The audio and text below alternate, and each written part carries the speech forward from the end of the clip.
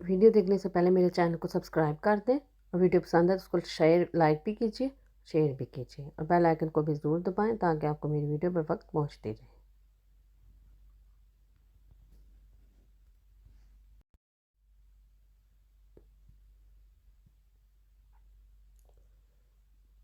बिस्मिल्लाहिर्रहमानिर्रहीम। अस्सलाम वालेकुम नाज़रीन, मैं आज आपसे अपनी इस वीडियो में दो प्रोनाउन वर्ड्स इट और दिस का डिफरेंस बयान करूँगी कि ये दोनों इंग्लिश के लफ्ज़ ऐसे अल्फाज हैं जिनको अक्सर इंग्लिश सीखने वाले देखकर कन्फ्यूजन का शिकार हो जाते हैं कि कौन से सेंटेंस में हम इट का इस्तेमाल करें और कौन से सेंटेंस में हम दिस का इस्तेमाल करें।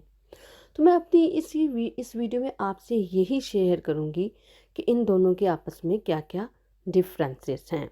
चलिए आइए हम वीडियो का आगाज़ करते हैं। आइए देखते हैं सबसे पहला डिफरेंस दोनों में क्या है।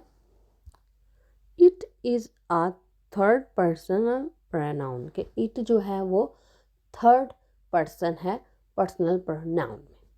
मैंने अपनी वीडियो में पिछली वीडियो में आपसे जिन चार्ट्स का जिक्र किया था उसमें मैंने तीनों पर्सन बयान किए थे, first person, second person, third person. तो इसका शुमार जो है वो थर्ड पर्सन में होता है।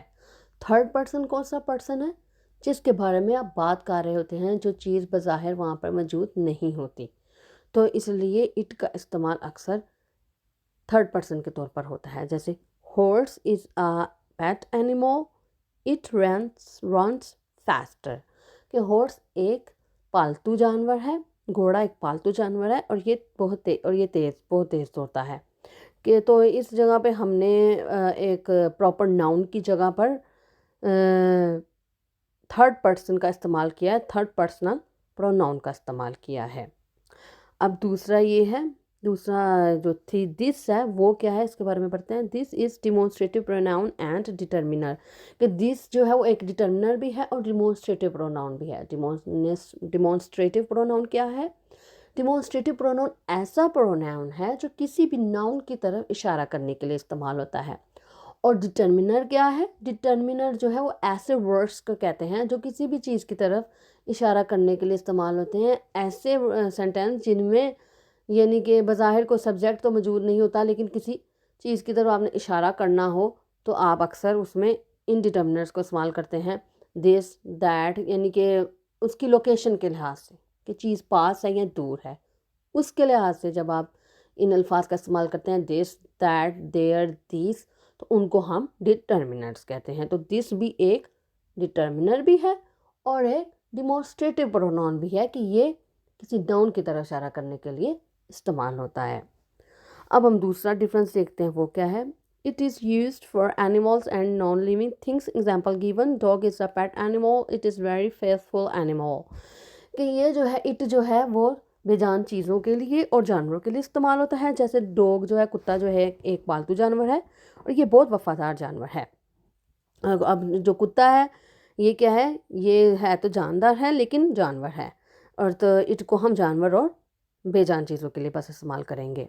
जबकि दिस किस के लिए यूज़ होता है, आइए गो थ्रू करते हैं। This is used for object, animals and persons as well. Example given, this is my friend Maria. कि दिस जो है वो ऑब्जेक्ट और एनिमल्स के अलावा पर्सन्स के लिए भी इस्तेमाल होता है। जैसे मैं मिसाल में क्या तौर पर आपको बताया है कि this is my friend Maria, ये मेरी दोस्त मारिया है। अब अगला डिफरेंस देखते हैं क्या है दोनों में।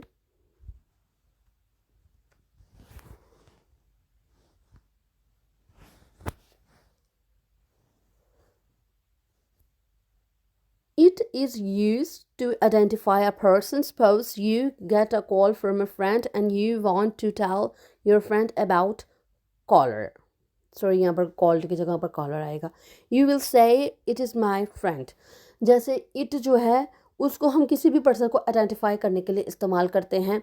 मिसाल के तौर पर, सपोज का मतलब है, मिसाल के तौर पर जब आप अपनी किसी दोस्त से कॉल वसूल करते हैं, कॉल आती है आपके किसी दोस्त की और आप अपनी फैमिली को अगर आपको बताना पड़ जाए कि कॉल पे कौन है तो आप कहेंगे इट इज़ माई फ्रेंड, कि ये मेरी दोस्त है, ये मेरा दोस्त है।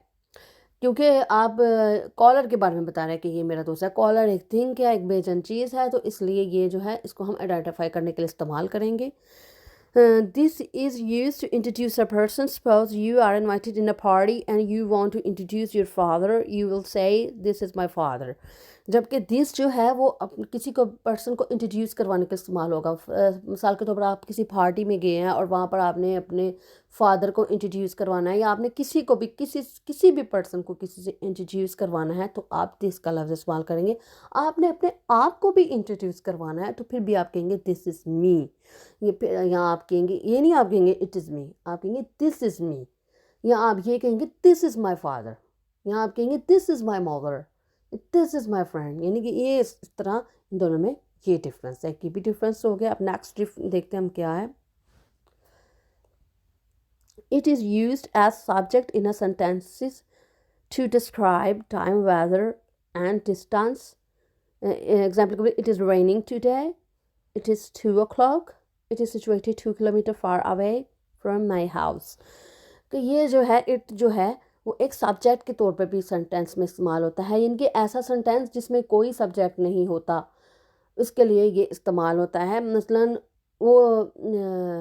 ऐसा सेंटेंस जिसमें आपने टाइम बताना हो, वेदर बताना हो और डिस्टेंस बताना हो, तो उसमें ऐसे सेंटेंसेस में अक्सर सब्जेक्ट मौजूद नहीं होता, तो उसके लिए हम इट का इस्तेमाल करेंगे। जैसे इट इज़ रेनिंग टुडे, आज बारिश हो रही है। इट इज़ 2 o'clock, ये 2 बजे हैं। It is situated 2 kilometer far away from my house, ये मेरे हाउस से 2 किलोमीटर दूर वाक़या है। तो ये जो है ये तीनों फ़िक्रे जो हैं इनमें हमने इट का इस्तेमाल किया है। क्यों? क्योंकि इसमें कोई सब्जेक्ट नहीं है। आपने टाइम बताना है, आपने वेदर बताना है और आपने डिस्टेंस बताना है, इसलिए हमने यहाँ पर इट का इस्तेमाल किया है। यहाँ हम दिस का इस्तेमाल बिल्कुल भी नहीं करेंगे। This is not use in when time, weather, like, situation. कि दिस जो है वो टाइम, वेदर, लाइक इस तरह की सिचुएशन में बिल्कुल भी यूज़ नहीं होता है। तो ये भी एक इन दोनों के दरमियान डिफरेंस हो गया।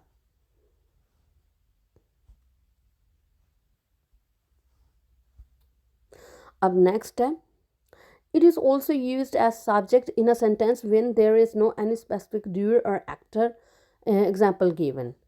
कि ये एक ऐसे सब्जेक्ट के तौर पर भी इस्तेमाल होता है जिस जुमले में कोई भी काम करने वाला मौजूद नहीं होता। वैसे तो पिछले जुमलों में भी काम करने वाला कोई मौजूद नहीं था, उसमें आपने सिर्फ टाइम और वेदर और क्या कहते हैं डिस्टेंस बताना था। इसी तरह इस जुमले में भी जो है वो कोई सब्जेक्ट मौजूद नहीं है, कोई डूअर या कोई एक्टर मौजूद नहीं है, बस एक फ़िक्रा है जहाँ पर आपने ये का इस्तेमाल करना है, तो उसके लिए भी हम इट का इस्तेमाल करें। ऐसे जुमलों में ये का इस्तेमाल, उर्दू का लफ्ज़ जो ये है, ये का लफ्ज़ इस्तेमाल करने के लिए हम इट का इस्तेमाल करते हैं इंग्लिश में।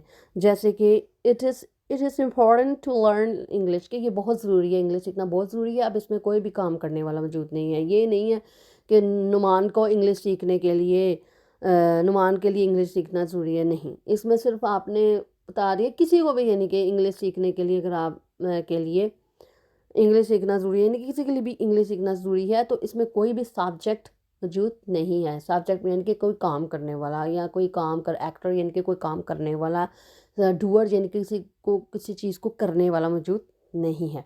तो इसलिए भी हम यहाँ पर इट का इस्तेमाल करेंगे। It is impossible to go there, कि वहाँ जाना जो है वो पॉसिबल, नामुमकिन है।